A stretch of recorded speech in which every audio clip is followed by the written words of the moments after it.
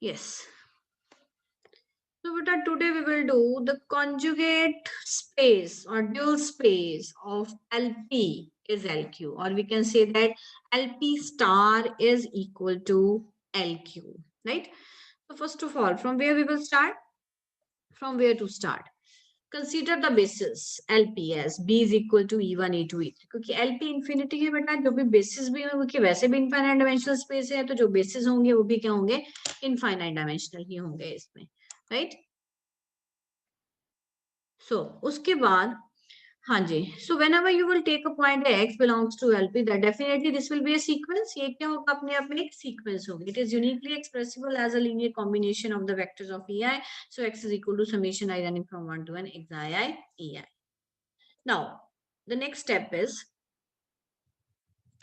first of all we will take the, अब यहाँ पे देखो इसका मतलब क्या है, इसका मतलब है इस सीरीज का सम आपके पास x है.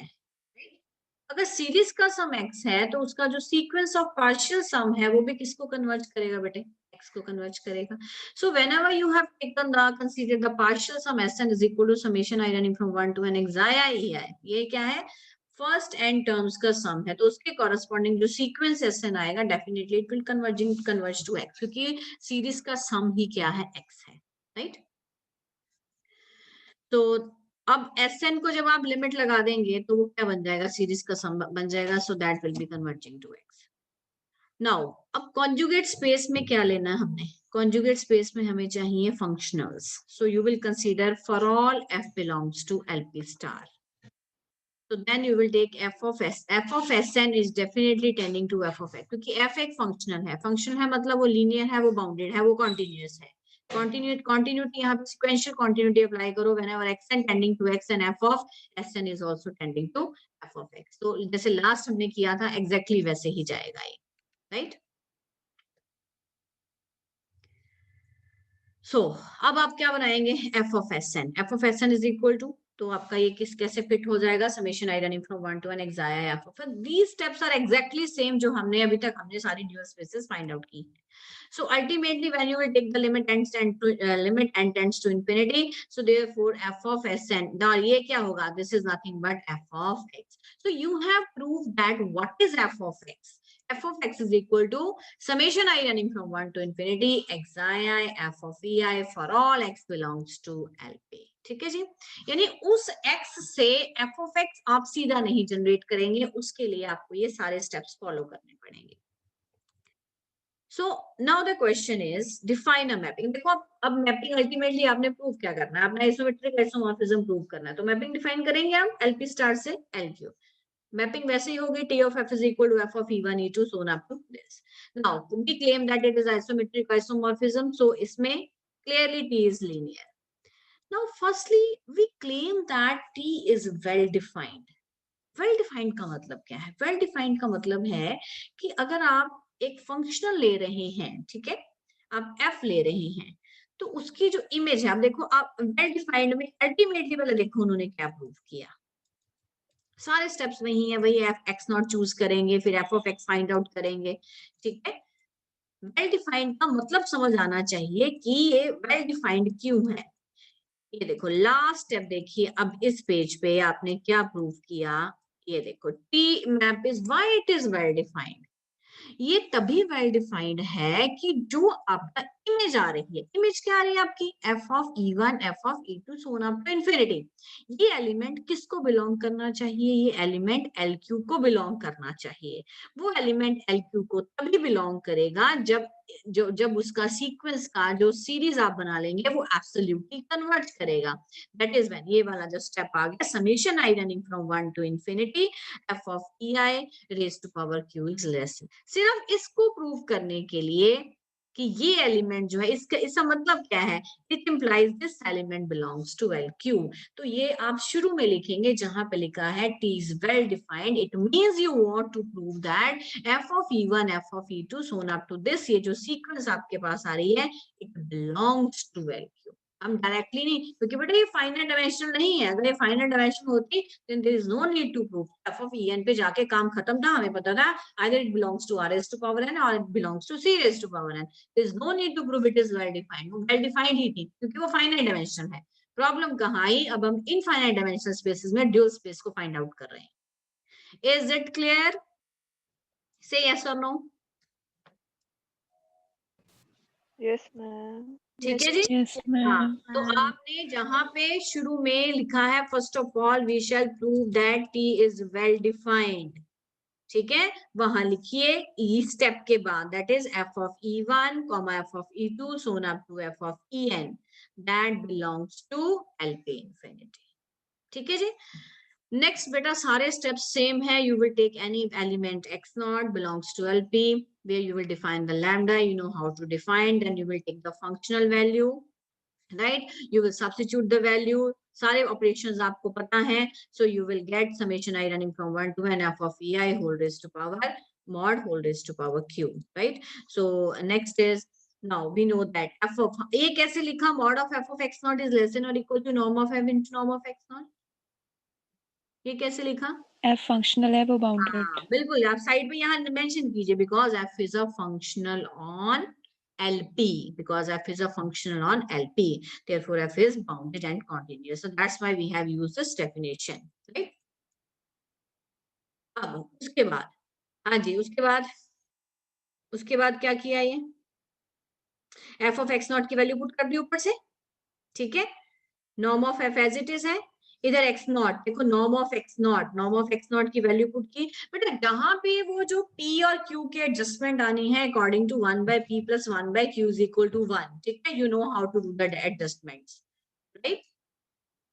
तो ये देखो आपका कितना बन गया, p इंटू, ये देखिए आपका बनता है यहाँ पे, this is p into q minus 1, सो जब आप इसको देखेंगे 1 by p plus 1 by q से, सो you will get q here, is it clear? ठीक है जी। उसके बाद तो summation I running from 1 to n f of ei whole raised to power q, अब आपने यहाँ क्या ले लिया, so this is less than or equal to norm of f, and what about this, ये 1 by p, ये इसका क्या होगा, this one, ये less than infinity कैसे आया, बेटा आप लोग बताओगे आज, क्योंकि बहुत सारे क्वेश्चन मैंने इसके साथ क्या करवा दिए।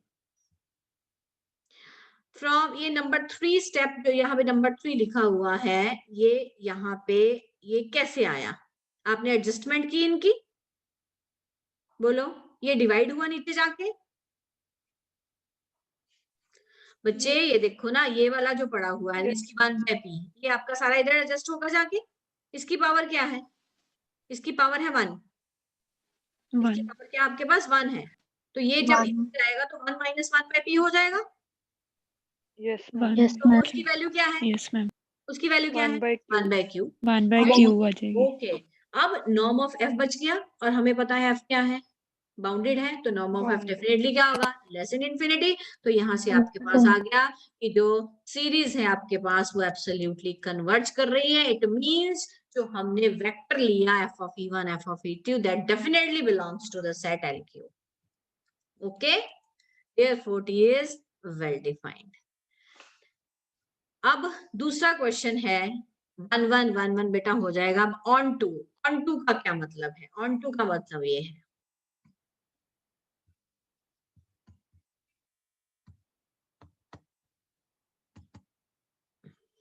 सो पहला पॉइंट इसमें ये था आपका, जब आपने मैपिंग बनाई बेटा फिगर जरूर बनाइए, जब तक फिगर नहीं बनाएंगे ना तो क्लैरिटी नहीं होगी, इनफाइनाइट डायमेंशन में ही यही प्रॉब्लम आनी है, अदरवाइज आपको किसी और फाइनाइट डायमेंशन में ये प्रॉब्लम ही नहीं आई, वहां आपने सीधा 1 1 लीनियर ऑन टू प्रूव कर दिया डायरेक्टली, ठीक है, और फिर आपने आइसोमेट्री प्रूव कर दी, यहाँ पे आपको ऑन टू जो प्रूव करना है या आपको मैपिंग को वेल डिफाइंड प्रूव करना है वो डिफरेंट है, because it is infinite dimensional, so mapping का नाम की है, यहाँ कौन है, LP स्टार, यहाँ कौन है, LQ, ठीक है जी। अब जब आपने यहाँ पे एक फंक्शनल f लिया और उसकी इमेज आपके पास क्या आई, T of f, तो आपने f of E1 f of E2 ये आपके पास सीक्वेंस बन गया, मतलब मेरे लिख देने से, मेरे फिगर बना देने से ये LQ में नहीं आ जाएगा, हमें उसको प्रूव करना पड़ा, सो फर्स्ट ऑफ ऑल हमने प्रूव किया T is well defined, इसका मतलब हमने प्रूव किया कि ये जो f of ei सीक्वेंस है ये हमारे किस में आ रही है, ये हमारे LQ में आ रही है, क्लियर? अब ऑन टू आ गया। अब अगला मुद्दा है ऑन टू। देखो आपने प्रूव करना है लीनियर, आप खुद प्रूव करेंगे t is 1 1 क्योंकि दे आर क्वाइट सिंपल। अब आ गया ऑन टू। ऑन टू का मतलब क्या है? ऑन टू का मतलब ये है कि अगर मैं यहाँ पे कोई और सीक्वेंस लेती हूँ जैसे हमने कल ली थी, ठीक है जी, बी सीक्वेंस ली और उसमें एलिमेंट्स हैं, सपोज करो बीटा इज, राइट। इसकी जो प्री इमेज है, प्री इमेज कौन आएगी इसकी? कोई ना कोई फंक्शन आएगी, इस तरह से कोई एक फंक्शनल आएगी। अब हमें प्रूव करना है क्या वो जो फंक्शनल है वो एलपी स्टार में है कि नहीं है। हम ये नहीं कहेंगे नहीं है, वो उसके अंदर आएगा तभी ऑन टू प्रूव होएगा। मतलब मुद्दा ये है कि ये एलिमेंट किस में आना चाहिए, एलपी स्टार में। और कोई भी फंक्शन ड्यूअल स्पेस में तभी आता है जब वो क्या होता है, लीनियर एंड बाउंडेड। तो अगला आप क्या प्रूव करेंगे? अब आप प्रूव करेंगे it is bounded and linear, ठीक है। चलिए तो I am continuing with the theorem. अब आप ये देखिए क्या लिया है इन्होंने आगे। हाँ जी, तो t is on 2, so let us take alpha 1 alpha 2 alpha 3 belongs to L। मैंने क्या लिया? मैंने बीटा 1 बीटा 2 बीटा 3 लिया था। इन्होंने क्या ले लिया? alpha 1 alpha 2 alpha 3 belongs to L। अब आप एक फिगर बनाइए, बनाइए अपने आप फिगर। उस फिगर में आप जो LQ है उसके अंदर लिखिए, सिर्फ लिखिए आप ये जो इन्होंने लिखा हुआ है, ये कौन सा एलिमेंट लिया है? अल्फा 1 अल्फा 2 अल्फा 3, ठीक है। So since alpha is bounded and hence x is equal to xi1 xi2 is LP, therefore summation I running from 1 to infinity xi alpha is absolutely convergent। वो हम पहले prove कर चुके हैं कि ये क्या है, ये absolutely converge करेगा, ठीक है। नाउ हमने एक फंक्शन डिफाइन किया। फंक्शन किस पे डिफाइन होना है बेटा? एलपी पे, क्योंकि जी एलपी स्टार में आना चाहिए। तो जो भी फंक्शनल स्टार में आता है वो डिफाइन किसके ऊपर होता है? उस नॉर्म स्पेस के ऊपर। तो नॉर्म स्पेस है एलपी। डिफाइन किया G X is equal to G of X के एलिमेंट्स क्या लिए हमने? xi1 xi2 xi3। तो how it is defined? This is summation I running from 1 to infinity xi alpha I, जैसे हमने ऊपर अभी लिखा था। Now clearly g is linear. अब आप इसके नीचे लिखो, now we shall prove that,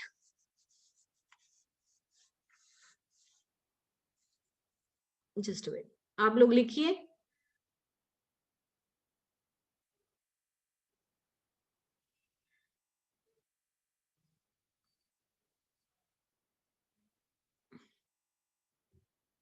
because PDF पे राइट करने के लिए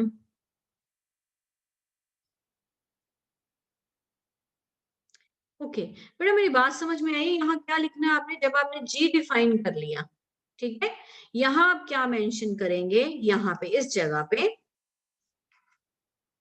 यहाँ आप मेंशन करेंगे कि जो आपका जी है वो किस में आएगा? That belongs to LP star. यहाँ पे आप मेंशन करेंगे इस जगह पे G belongs to LP star, right? Clear? So उसमें अब आप प्रूव करेंगे G is linear, so we shall prove that G is linear and G is bounded. तो यहाँ अगला हेडिंग लीनियर आप खुद प्रूव करेंगे। अब नेक्स्ट आ गया bounded. Mod of GX, mod of GX consider किया, उसके बाद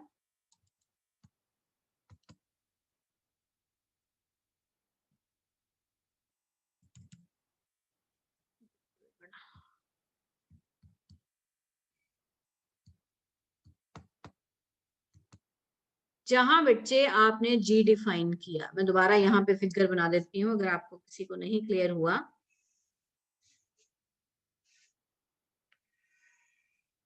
So here is T and here is LP, here is LQ, here is LP star। तो हमने यहाँ पे कौन सा वेक्टर लिया था? क्या वेक्टर लिया हमने? Alpha 1 alpha 2। हाँ ठीक है। इसकी हमने यहाँ पे क्या देखनी है? और इसका नाम क्या है? एक्स है। इसका नाम क्या है? अल्फा 1 अल्फा 2 का क्या नाम था? Ma'am x. एक्स था नाम इसका, ठीक है। तो इसकी जो प्री इमेज आपने देखनी है, प्री इमेज जो आएगी मतलब एक फंक्शनल आएगी, तो वो हमने क्या डिफाइन की है? जी ऑफ एक्स। इसी तरह से सो अब देखो जी किस में है? एलपी स्टार में। ये आपने 2 प्रूव करना है। आपने एक फंक्शन डिफाइन किया एलपी के ऊपर, ठीक है, it is defined as g of x is equal to summation i running from 1 to infinity, क्या आएगा यहाँ पे, xi अल्फा, यही था। Yes, ma'am. अच्छा, यही था, Yes, ma'am. है ना फंक्शन। अब आपने इसको प्रूव करना है एलपी स्टार में, ये आपका यहाँ आप नीचे लिखेंगे, ये डिफाइन करने के बाद we shall prove that g belongs to LP star, it implies g is linear and bounded. So linear आप प्रूव कर लेंगे। अब जो अगला पार्ट है वो किसका प्रूव हो रहा है, g इज बाउंडेड। उसके लिए आप क्या करेंगे, you will consider mod of gx, right. सो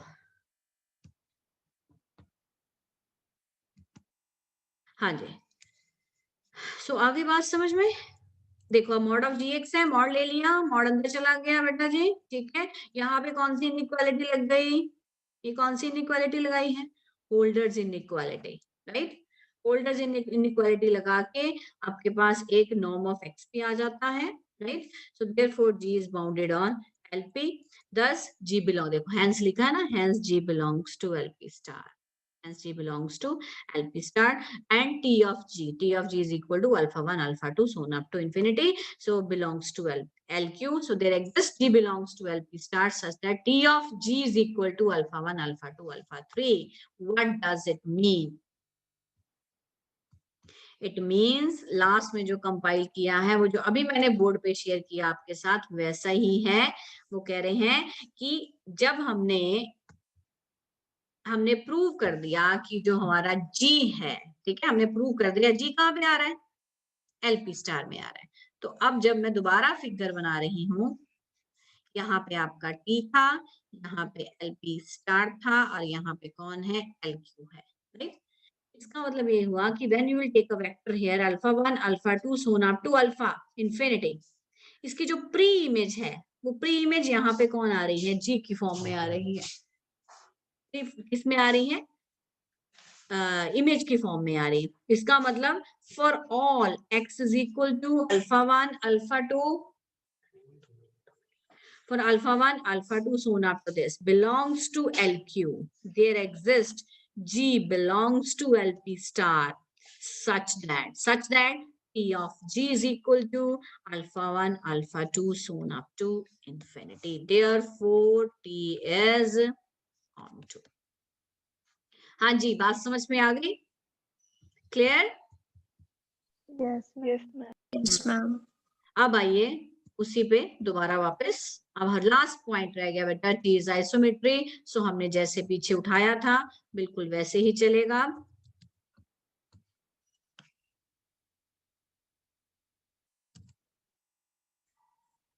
अभी मूव ही नहीं हो रहा है, जस्ट वेट। हाँ जी, तो अब हम कहाँ पहुंचे थे, लीनियर हो गया, हम ऊपर जा रहे हैं नीचे जा रहे हैं। हाँ, चीज आइसोमेट्री बेटा जी, मॉड ऑफ, बिल्कुल एग्जैक्टली। अब आइसोमेट्री आपको पता है बेटा कैसे प्रूव करनी है, लिखो सारे step as it is, you know दो स्टेप्स होते हैं। तो one is mod of norm of F is less than और equal to norm of F, and the other is norm of F is less than greater than और equal to norm of A, right. So सारे steps बेटा जी पीछे से जैसे भी हमने जो चूज किए थे एक्स नॉट वैसे ही आ जाएंगे। Therefore T is an isometry, therefore t is linear bijective and isometry, therefore the dual space of LP is LQ, that is LP star is equal to LQ. I hope this is clear to all of you.